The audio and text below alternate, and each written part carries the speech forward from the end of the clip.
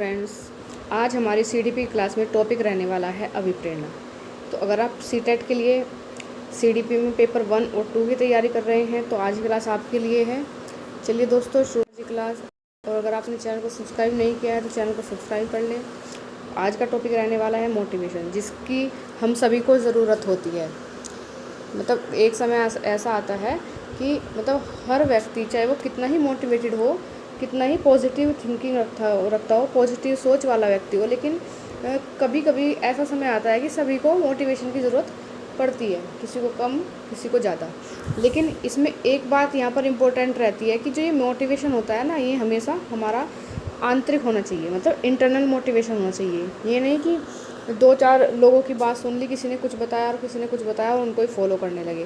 क्योंकि आप देखते हैं कि आजकल सोशल मीडिया का ज़माना है, और ये क्या है कि सोशल मीडिया पर एक से एक आपको मोटिवेशनल स्पीकर देखने के मिलेंगे। ठीक है, भरे पड़े हैं मोटिवेशनल स्पीकर, लेकिन सही मोटिवेशन क्या है? जो हमें अंदर से आता है, जो हमें अपने माँ बाप को देख कर आता है, जो हमें अपने माँ बाप के चेहरे को देख कर आता है कि ये हमसे क्या उम्मीद लगाए बैठे हैं। असली मोटिवेशन वो होता है, और वो मोटिवेशन कभी ख़त्म नहीं होता। ठीक है, बाहरी मोटिवेशन कैसा होता है? 1-2 दिन हम मोटिवेट रहते हैं और फिर हम उसी वहीं पर आ जाते हैं। लेकिन जो मोटिवेशन अंदर से आता है वो हमारा एक्चुअल मोटिवेशन होता है, वही हमें अपने लक्ष्य की ओर बढ़ाता है। तो चलिए दोस्तों, शुरू कर लेते हैं आज क्लास और देखते हैं आज क्लास का पहला क्वेश्चन क्या है हमारा। आज की क्लास का पहला क्वेश्चन है, एक शिक्षक चाहता है कि विद्यार्थी अच्छे अंक प्राप्त करने के लिए नहीं बल्कि विषय को समझने की संतुष्टि के लिए सीखे। यह किस प्रकार की अभिप्रेरणा को बढ़ावा देता है? मोस्टली जो अभिप्रेरणा, जो मोटिवेशन होता है वो 2 ही तरह का होता है, एक इंटरनल और एक्सटर्नल।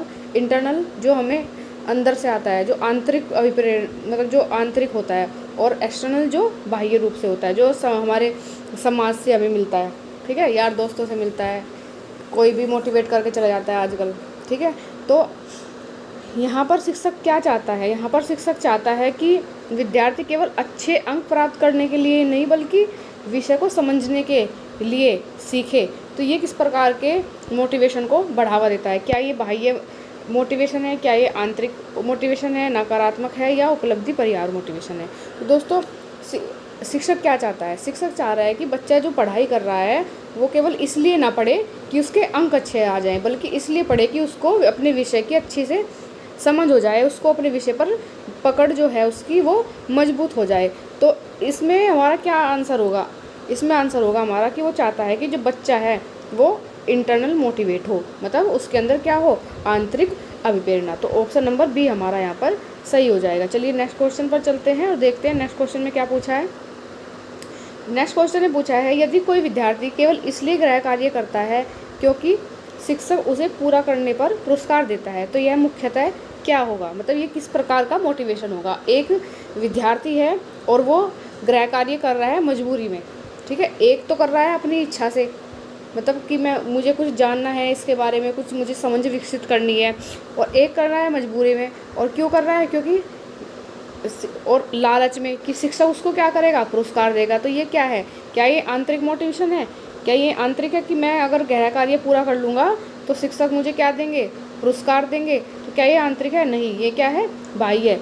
क्योंकि जो भी चीज़ बच्चा लालच में करेगा, दूसरों के कहने पर करेगा, खुद से मोटिवेट होकर नहीं करेगा, या जिसमें वो खुद ही इंटरेस्टेड नहीं होगा, वो सब क्या होगा? बाह्य अभिप्रेरणा, जिसको हम एक्सटर्नल मोटिवेशन कहते हैं। तो ऑप्शन नंबर बी हमारा यहाँ सही हो जाएगा।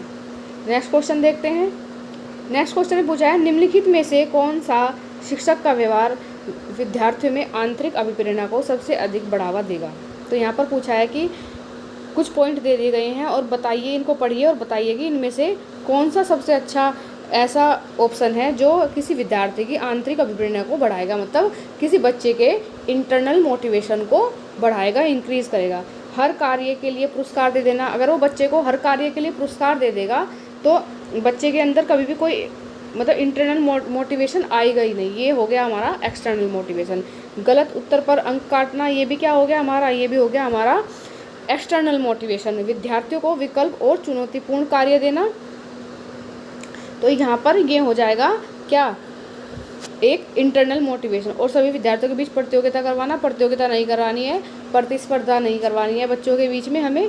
तो यहाँ पर बच्चे कब इंटरनल मोटिवेट होंगे, जब विद्यार्थियों को विकल्प मिलेंगे। मतलब विकल्प से यहाँ पर मतलब कि बच्चे, अगर आपको इस तरह से समझ में नहीं आ रहा तो आप दूसरी तरह से इस क्वेश्चन को समझ सकते हैं। या अगर आप इस प्रोजेक्ट, मान लीजिए टीचर ने बच्चे को प्रोजेक्ट कार्य दिया और प्रोजेक्ट कार्य को देने के बाद बच्चा एक तरह से ना करके मतलब उसको समझ नहीं आ रहा, तो टीचर बोलेंगे कि आप इसको दूसरी तरह से भी कर सकते हैं। मतलब उसके आगे विकल्प दे दिए, उसको उसके आगे कई रास्ते खोल दिए कि आपको अगर ये चीज़ इस तरह से समझ में नहीं आ रही है तो आप इसको दूसरे तरीके से भी कर सकते हैं। तो वो वहाँ पर विद्यार्थी को विकल्प भी दे दिया और उसको चुनौतीपूर्ण कार्य भी दे दिया। चुनौतीपूर्ण कार्य से क्या होगा, बच्चा अपने मतलब बच्चे के माइंड के अंदर उथल पुथल होगी, बच्चा सोचेगा, विचार करेगा, एक्सपेरिमेंट करेगा।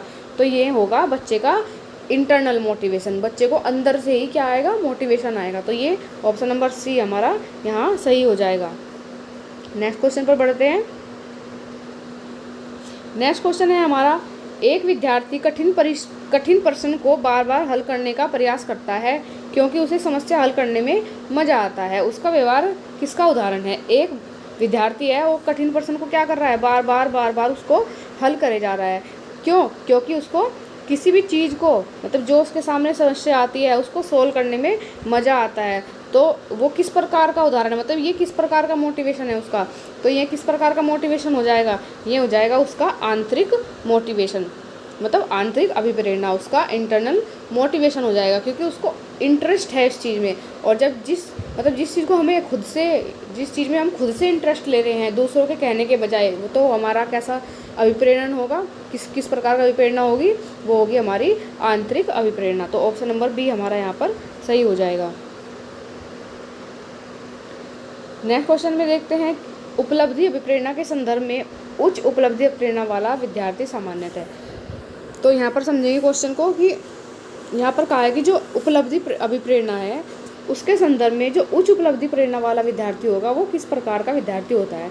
हर समय कठिन कार्य से बचेगा, क्या वो कठिन कार्य से बचता है। मतलब यहाँ पर उच्च उपलब्धि प्रेरणा से मतलब यहाँ पर जो गिफ्टेड बच्चे हैं ना, जो प्रतिभाशाली बच्चे हैं, यहाँ पर उनकी बात हो रही है, जो गिफ्टेड बच्चे होते हैं, क्योंकि उनको चुनौतीपूर्ण कार्य करने में मज़ा आता है। तो यहाँ पर गिफ्टेड बच्चों की बात हो रही है कि हर कठिन कार्य करने से बचेगा। तो जो गिफ्टेड बच्चे होंगे उनको तो मतलब कठिन कार्य करने में मज़ा आता है, उनको तो चुनौतीपूर्ण कार्य करने में मज़ा आता है। तो क्या वो बचता है कठिन कार्य करने से? नहीं, केवल आसान कार्य चुनता है? नहीं, चुनौतीपूर्ण लेकिन प्राप्त किए जा सकने वाले लक्ष्य चुनता है। तो यहाँ पर ऑप्शन नंबर सी सही हो जाएगा कि वो किस प्रकार के चुनौतीपूर्ण, मतलब जिसमें वो क्या कर सके, दूसरे को टक्कर दे सके, चुनौतीपूर्ण कार्य, ठीक है। और लेकिन किस प्रकार के, जिनको क्या करा जा सके, जिनको मतलब प्राप्त किया जा सके, इस प्रकार के लक्ष्य चुनता है। तो ऑप्शन नंबर सी हमारा यहाँ पर सही हो जाएगा, क्योंकि जितने भी हमारे गिफ्टेड बच्चे हैं उनको आसान काम करने में मज़ा ही नहीं आता है, उनको चाहिए हमेशा चुनौतीपूर्ण कार्य। तो इसलिए उनको चुनौतीपूर्ण लेकिन प्राप्त किए जाने वाले लक्ष्य अच्छे लगते हैं, मतलब वो क्या करते हैं, चुनौतीपूर्ण और प्राप्त किए जाने वाले लक्ष्य को चुनते हैं। तो ऑप्शन नंबर सी हमारा यहाँ सही हो जाएगा। नेक्स्ट क्वेश्चन पर बढ़ते हैं। यदि शिक्षक लगातार कहता है कि तुम यह नहीं कर सकते, तो इसका सबसे संभावित प्रभाव क्या होगा। मान लीजिए एक बच्चा है, मतलब स्लो लर्नर है, धीरे सीखता है, मतलब कुछ बच्चे ऐसे होते हैं जो जल्दी सीख जाते हैं, कुछ बच्चे ऐसे होते हैं जो देर से सीखते हैं। तो इस प्रकार का बच्चा है, मतलब स्लो लर्नर है, धीमी गति से सीखने वाला बच्चा है। तो एक टीचर मतलब उसको रोज़ समझाता है, उसको समझ नहीं आता, रोज़ समझा रहा है टीचर, उसको समझ नहीं आता। तो एक दिन टीचर ने फ्रस्ट्रेट हो गया, क्या कर दिया कि तुम ये नहीं कर सकते। तो इसका अब प्रभाव क्या होगा, अब उसके बच्चे के माइंड पर क्या प्रभाव पड़ेगा। अगर टीचर इस बात को इस तरह से कहता कि नहीं नहीं बच्चे, ठीक है तुम कोई बात नहीं, आज नहीं सीखे कल सीख जाओगे, कल नहीं सीखोगे तो परसों सीख जाओगे, लेकिन एक दिन ज़रूर सीख जाओगे, तो उस बच्चे के माइंड पर इस चीज़ का पॉजिटिव प्रभाव पड़ता और बच्चा अंदर से मोटिवेट होता। लेकिन टीचर ने क्या कह दिया, टीचर ने कह दिया कि तुम तो ये कर ही नहीं सकते। तो अब क्या हो गया, आत्म प्रभाविता में वृद्धि, क्या उसका मतलब उसके इंटरनल मोटिवेशन बढ़ेगा इससे, और उल्टा कम हो जाएगा। सीखने की आंतरिक रुचि में वृद्धि होगी, मतलब कोई हमें ये कह रहा है कि तुम ये कर ही नहीं सकते, तो हमारी जो हमारा अंदर की रुचि है, जो हमारा इंटरेस्ट है, क्या वो बढ़ेगा? नहीं, वो उल्टा कम हो जाएगा, मतलब हमें हीन भावना महसूस होने लगेगी। विद्यार्थी की उपलब्धि, अपेक्षा और आत्मविश्वास में कमी हो जाएगी। तो यही है कि अगर टीचर ने बोल दिया कि तुम ये कर ही नहीं सकते, तो बच्चे में क्या हो जाएगी, उपलब्धि और अपेक्षा और आत्मविश्वास में क्या हो जाएगी, कमी हो जाएगी, जो उसका मोटिवेशन है वो लो हो जाएगा। स्वनियमन में वृद्धि, क्या उसके स्वनियमन में वृद्धि होगी? नहीं। तो ऑप्शन नंबर सी हमारा यहाँ पर सही हो जाएगा। अगर किसी बच्चे को टीचर ने बोल दिया कि तुम कुछ नहीं कर सकते, तो उसके आत्मसम्मान में भी कमी हो जाएगी, बच्चे के माइंड पे भी इसका नेगेटिव प्रभाव पड़ेगा, और बच्चे की सीखने की क्षमता भी, जो पहले से ही वो स्लो लर्नर था, और भी उसकी कम हो जाएगी। तो ऑप्शन नंबर सी हमारा यहाँ सही हो जाएगा। इसलिए कहते हैं कि बच्चे के आगे कभी भी ये बात नहीं कहनी चाहिए कि तुम इसको नहीं कर सकते, क्योंकि बच्चा क्या होता है, एकदम से ही वो चीज़ बच्चे के माइंड में हिट कर जाती है। इसलिए हमेशा कहना चाहिए कि नहीं बच्चे, तुम सब कर सकते हो, सब सीख सकते हो, थोड़ा टाइम लगेगा। चलिए नेक्स्ट क्वेश्चन चलते हैं। क्वेश्चन ने पूछा है, एक विद्यार्थी परीक्षा में अच्छे अंक इसलिए प्राप्त करना चाहता है ताकि उसके माता पिता उसे नया मोबाइल खरीद कर दे सकें। आजकल ये बीमारी बहुत लगी हुई है बच्चों को मोबाइल की, बस कुछ ना दो, खाना भी मत दो, मोबाइल दे दो। तो इसलिए अंक लाना चाहता है कि उसके माता पिता उसे नया मोबाइल खरीद कर दे दें। ये किसका उदाहरण है? तो क्या कर रहा है बच्चा? बाहरी चीज़ों से अट्रैक्ट हो रहा है। मोबाइल क्या है? मोबाइल क्या है हमारा? बाहरी है, मतलब एनवायरनमेंट ऑब्जेक्ट है। तो अब बच्चा क्या हो रहा है, क्या वो इंटरनल मोटिवेट हो रहा है इसके लिए कि मैं, मतलब उसको इंटरेस्ट आ रहा है, या इस तरह से मोटिवेट हो रहा है कि हाँ मैं अच्छे अंक लेकर आऊँगा। अगर वो ये सोचता कि मैं अच्छे अंक लेकर आऊँगा जिससे मेरे माता पिता खुश हों, उनका आत्मसम्मान बढ़े, तो एक बार के लिए हम ये कह सकते थे कि ये एक इंटरनल मोटिवेशन है। लेकिन बच्चा क्या कर रहा है? बच्चा तो इसलिए अंक लेना चाहता है क्योंकि उसको मोबाइल मिल जाए, तो वो लालच में आकर अंक लाना चाहता है। क्यों? किसका लालच? मोबाइल का। ठीक है, जिसने सभी बच्चों को पागल कर रखा है, बच्चों क्या बड़ों को भी पागल कर रखा है। तो ये क्या है? ये सीधा सीधा बाह्य क्या है? अभिप्रेरणा है, ये एक्सटर्नल मोटिवेशन है। तो ऑप्शन नंबर बी हमारा यहाँ सही हो जाएगा। आज की क्लास में आपके मोटिवेशन से रिलेटेड मतलब जितने भी क्वेश्चन आते हैं ना सीटेट के एग्ज़ाम में, वो सब आपके कवर हो जाएंगे। इसके बाद आपको मोटिवेशन से रिलेटेड कोई क्वेश्चन करने की ज़रूरत ही नहीं पड़ेगी। अगर आपके सामने इनसे जो मैं आज क्वेश्चन करा रही हूँ इनके अलावा भी कोई क्वेश्चन आ जाएगा, तो आप उसको ईजिली कर जाओगे। क्यों? क्योंकि यहाँ से आपका कॉन्सेप्ट क्लियर हो जाएंगे आज सारे। ठीक है, चलिए नेक्स्ट क्वेश्चन पढ़ते हैं। नेक्स्ट क्वेश्चन में कहा है कि एक विद्यार्थी भूखा है, उसे पर्याप्त भोजन नहीं मिला है, तो शिक्षक के लिए सबसे उचित कदम क्या होगा? अब एक विद्यार्थी है, अब हुआ क्या कि उसको भोजन नहीं मिला है, उसे पर्याप्त भोजन नहीं मिला है, तो एक शिक्षक का क्या कदम होगा, हमसे ये पूछा है। उसे तुरंत कठिन कार्य देगा। एक तो बच्चा पहले से ही भूखा है, ठीक है, उसका माइंड वैसे ही काम नहीं करेगा, और ऊपर से उसको कठिन कार्य दे देंगे, तो ये गलत हो जाएगा। उसकी बुनियादी आवश्यकताओं को ध्यान में रखना। अभी बच्चे की बुनियादी आवश्यकता क्या है? भोजन, क्योंकि वो भूखा है, और भूखे पेट तो भजन भी नहीं होता, तो पढ़ाई तो कहाँ से हो जाएगी। तो इसलिए उसकी इस टाइम बच्चे की जो बुनियादी आवश्यकता है वो है भोजन, तो उसकी बुनियादी आवश्यकताओं को ध्यान में रखना। ऑप्शन नंबर बी सही हो जाएगा। बच्चा उसे दंड देगा, एक तो पहले से बच्चा भूखा है, उसे दंड दे देंगे, उसे प्रतियोगिता में शामिल करना कुछ नहीं होगा। तो ऑप्शन नंबर बी हमारा यहाँ पर सही हो जाएगा कि बच्चे की बुनियादी आवश्यकताओं को ध्यान में रखना चाहिए। चलिए नेक्स्ट क्वेश्चन पर चलते हैं। नेक्स्ट क्वेश्चन ने पूछा है, आत्मसम्मान जिसको हम सेल्फ स्टीम भी कहते हैं की आवश्यकता पूरी होने पर विद्यार्थी में मुख्यतः किस प्रकार की भावना विकसित होगी? अगर मान लीजिए आप चलिए आप बिना ऑप्शन पढ़े इस क्वेश्चन का आंसर दीजिए मुझे। अगर आप हैं, यहाँ पर बच्चे को छोड़ दिए, आप अपने आप को लीजिए, आप हैं और आपकी कोई सेल्फ स्टीम उसकी आवश्यकता पूरी हो रही है, तो आपको कैसा फील होगा? अंदर से पॉजिटिव फील होगा ना, इंटरनल मोटिवेशन आएगा। तो यहाँ पर यही पूछा है हमसे, क्या उसको सुरक्षा की भावना महसूस होगी? नहीं। क्या उसको हीनता की भावना महसूस होगी? क्या उसको निर्भरता की भावना महसूस होगी? नहीं। उसको क्या महसूस होगा? योग्यता की, हाँ मैं भी योग्य हूँ, मैं भी एबल हूँ कुछ करने के लिए, और आत्ममूल्य की भावना। तो यहाँ पर ऑप्शन नंबर सी आपका सही हो जाएगा। चलिए नेक्स्ट क्वेश्चन पर चलते हैं।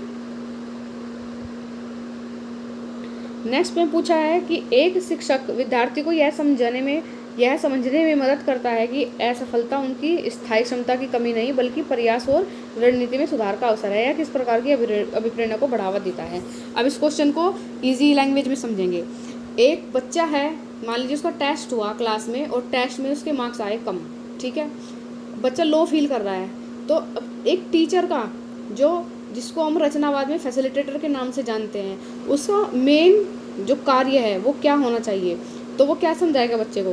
तो वो समझाएगा बच्चे को कि आप परेशान मत होइए, कोई बात नहीं, आपके इस बार नंबर कम आए हैं, आप आगे अच्छे से मेहनत करना, अच्छे से रणनीति बनाना, और आप देखना आपके नंबर बहुत अच्छे आएंगे। तो यहाँ पे यही क्या कर रहा है कि एक शिक्षक विद्यार्थी को यह समझने में मदद कर रहा है। तो बच्चे को समझाने में क्या मदद कर रहा है कि असफलता उनका स्थायी क्षमता नहीं, मतलब ये ज़रूरी नहीं कि आप असफल हो गए, आपके टेस्ट में मार्क्स कम आ गए तो आप कुछ कर ही नहीं सकते हो, बल्कि प्रयास हो सकता है आप मतलब किसी वजह से आप कोशिश नहीं कर पाए हो, आप लर्न नहीं कर पाए हो, और रणनीति में सुधार, या आपकी कोई स्ट्रेटजी इस तरह की हो कि आप अच्छी प्रकार से आपने पढ़ाई नहीं करी है, ठीक है, ये हो सकता है। तो ये किस प्रकार की अभिप्रेरणा को बढ़ावा देता है? क्या ये स्थिर मानसिकता है? नहीं।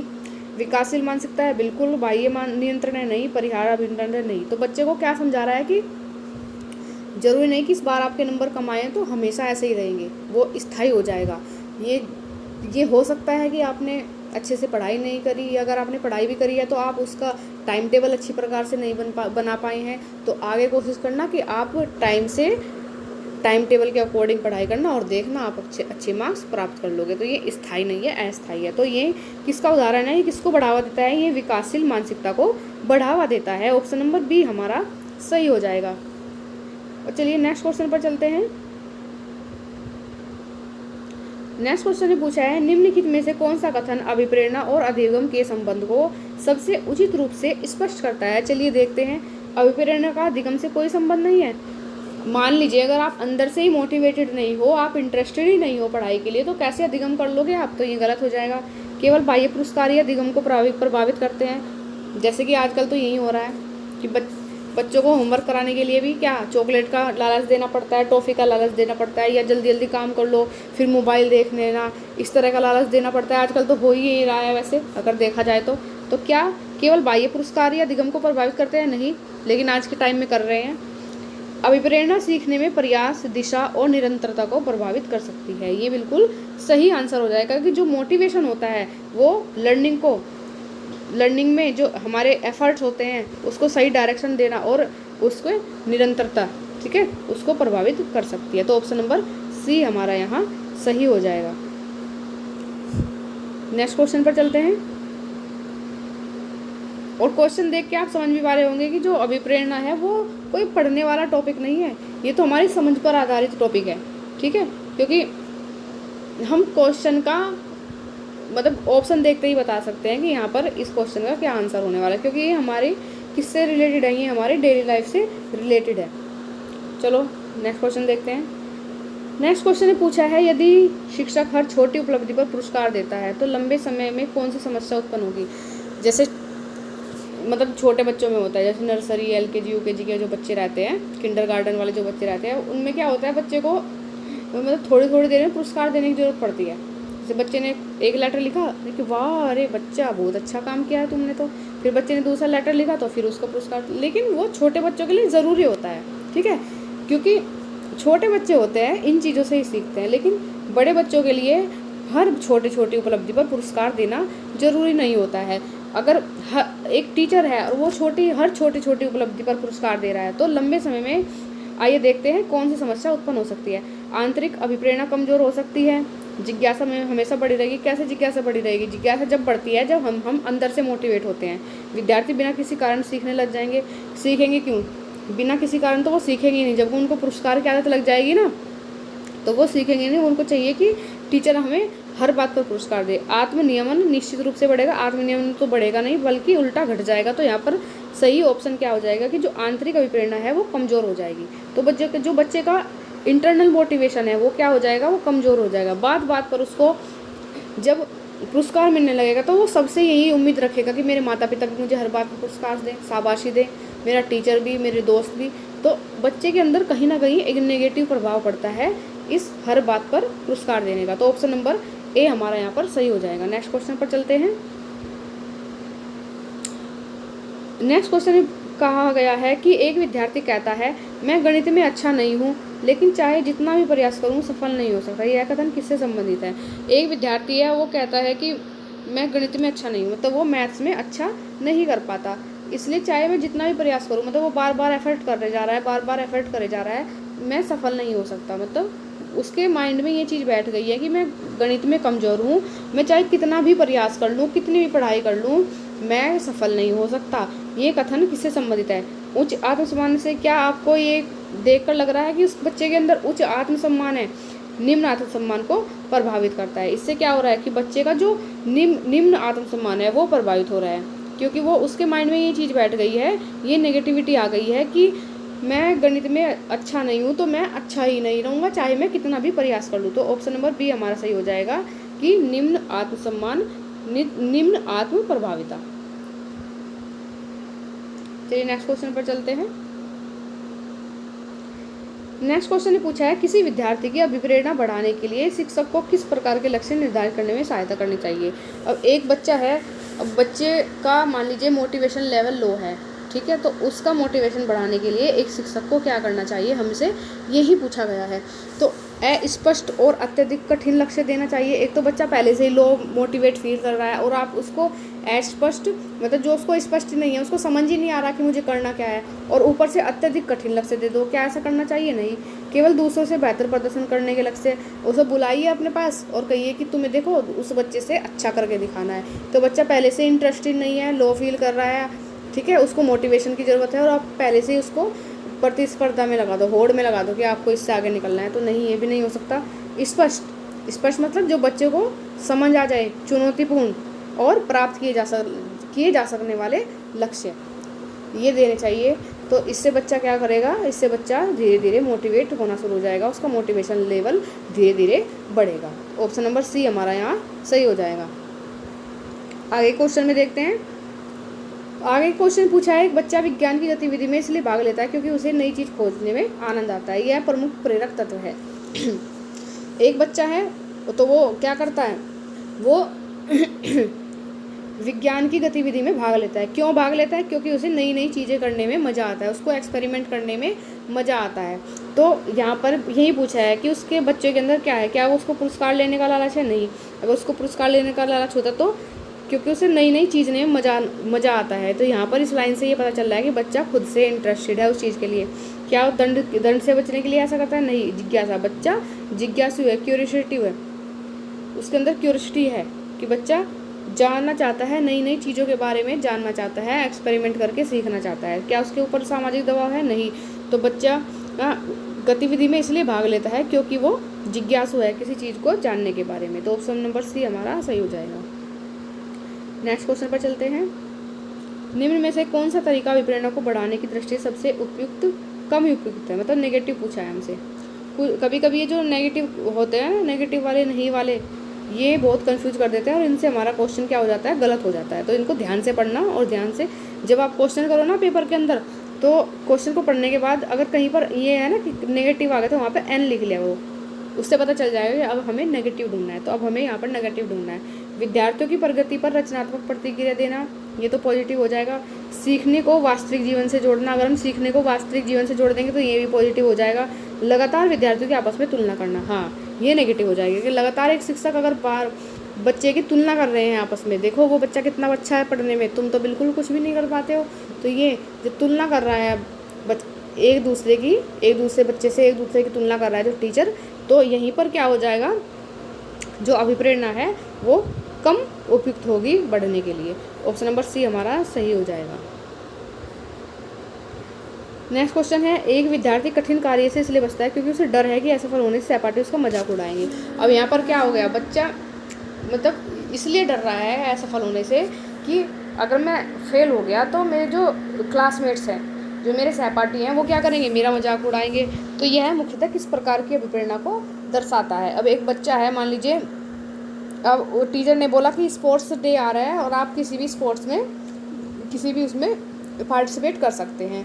तो एक बच्चा है, मतलब अंदर से तो वो चाहता है कि मैं पार्टिसिपेट करूं, लेकिन डरता है, तो उसके अंदर हेजिटेशन है कि अगर मैंने पार्टिसिपेट कर लिया और मैं सफल नहीं हो पाया तो जितने भी मेरे सहपाठी हैं, जितने भी मेरे मतलब पीयर ग्रुप्स के जितने बच्चे हैं, जो मेरे क्लासमेट्स हैं, वो सब मुझ पर हंसेंगे। तो बच्चा इस सोच से पीछे हट रहा है।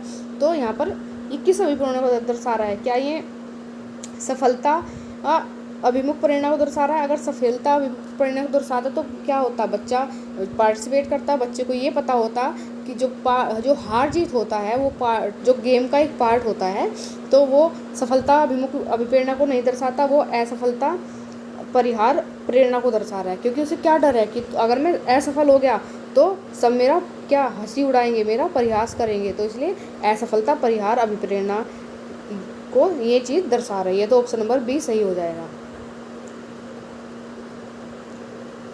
नेक्स्ट क्वेश्चन है दोस्तों,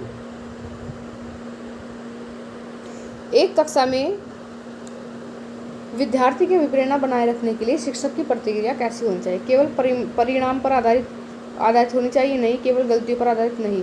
किस पर आधारित होनी चाहिए? प्रयास, रणनीति और प्रगति पर रचनात्मकता होनी चाहिए। कि मतलब एक कक्षा में जो विद्यार्थी हैं उनका जो मोटिवेशन बनाए रखने के लिए एक शिक्षक को क्या करना चाहिए?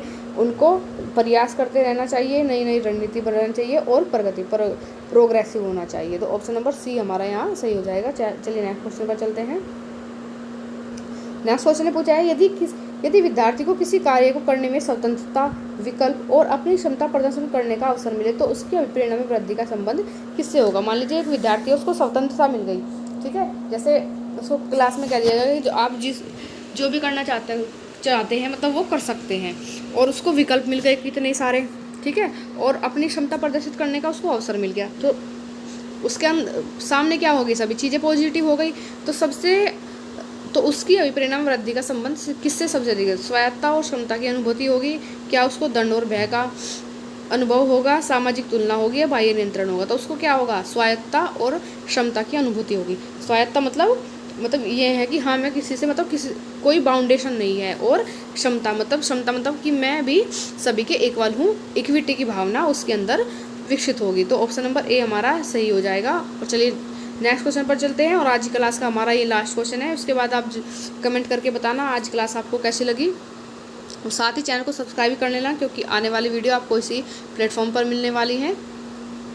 और देखते हैं आज क्लास का लास्ट क्वेश्चन। एक शिक्षक कहता है, इस प्रश्न का एक ही तरीका नहीं है, तुम अपनी रणनीति चुन सकते हो, अपने उत्तर का कारण भी बता सकते हो। यह रणनीति मुख्यतः किसे बढ़ावा देती है?